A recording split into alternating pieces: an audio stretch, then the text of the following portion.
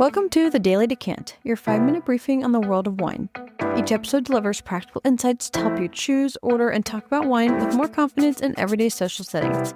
Let's get into today's decant. Today's episode is the one that changes how you think about rosé, because we're going to Tavel. And Tavel is not like anything else in the rosé world. So if yesterday was about pale, delicate, and ethereally fresh, Tavel is almost the opposite.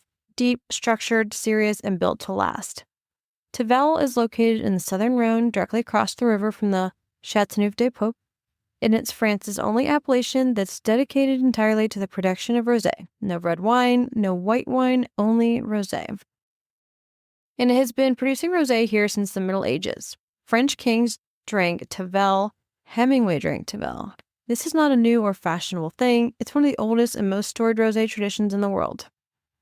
So what makes Tavel so different? It starts with the grapes in the method. Grenache is the dominant variety.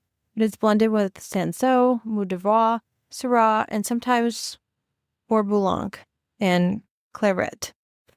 The wines are made using maceration rather than direct press, and the juice spends hours or sometimes a full day in contact with the skins, extracting significantly more color, tannin, and extract than a Provence direct press rosé.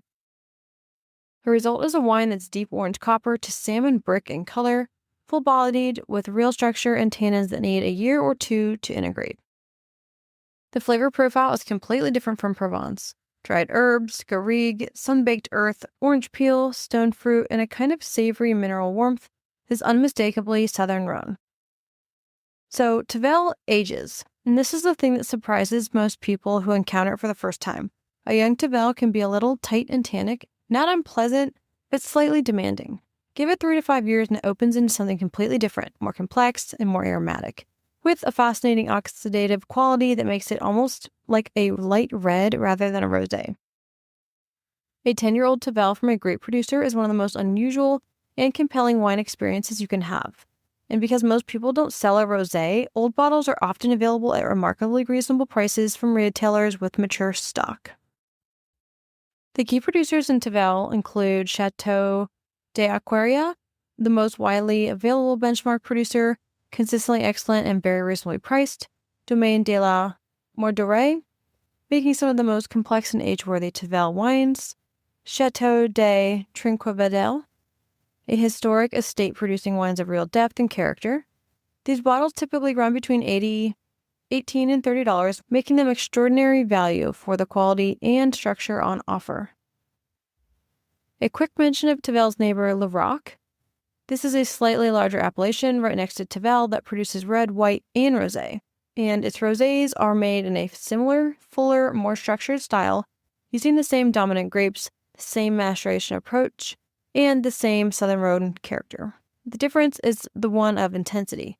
Lirac is a little less concentrated, a little more food-friendly in its youth, with the same earthy, garrigue-scented personality, but a slightly lighter frame.